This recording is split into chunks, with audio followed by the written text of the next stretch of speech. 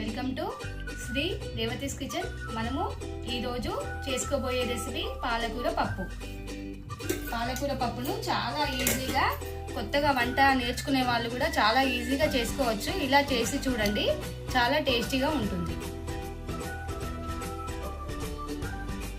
ఈ పప్పు ఎలా తయారు చేశానో చివరి వరకు తప్పకుండా చూడండి.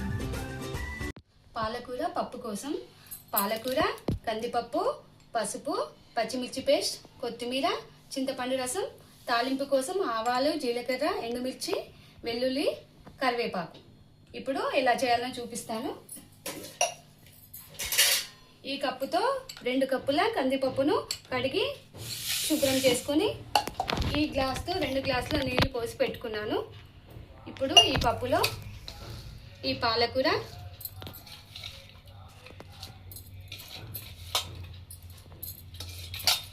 కడిగి పెట్టుకున్న పాలకూర,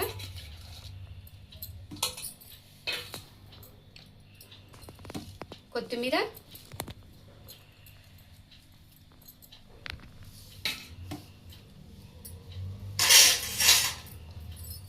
పసుపు,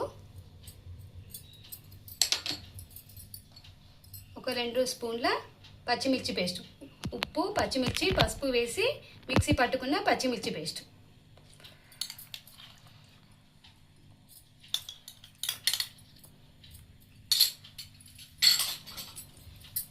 ఇందులోనే 1 కప్పు చింతపండు రసం.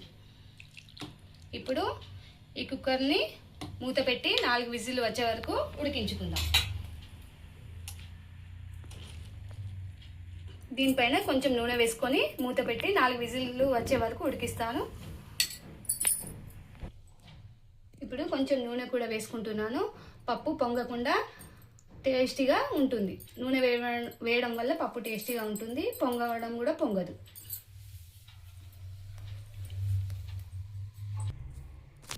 ఇప్పుడు స్టవ్ పైన పెట్టుకున్నాను. 4 విజిల్లు వచ్చే వరకు ఉంచుకుందాం.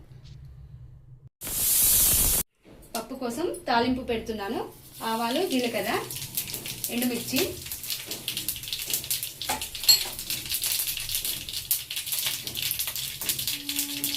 వెల్లుల్లి,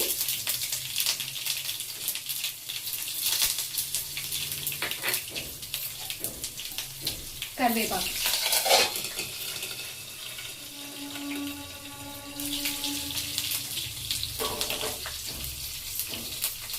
అన్నీ బాగా ఫ్రై కావాలి. వెల్లుల్లి, కరివేపాకు, ఎండుమిర్చి బాగా ఫ్రై కావాలి.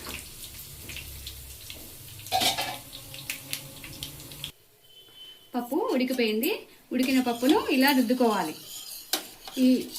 మీకు ఇంకా పలుచగా కావాలనుకుంటే కొన్ని నీళ్ళు పోసుకొని స్టవ్ పైన మళ్ళీ ఒక ఉడుకు ఉడికించుకోండి. ఇప్పుడు నాకు ఇలా సరిపోతుంది. నేను ఈ పప్పుకు తాలింపు వేస్తున్నాను.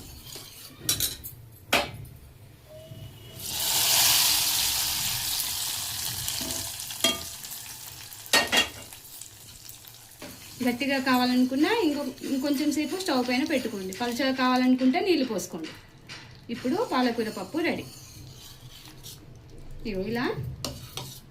ఇలా వస్తుంది.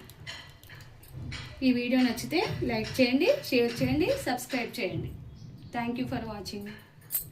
Welcome to Sri Revathi's kitchen. మనము ఈరోజు చేసుకోబోయే రెసిపీ పాలకూర పప్పు.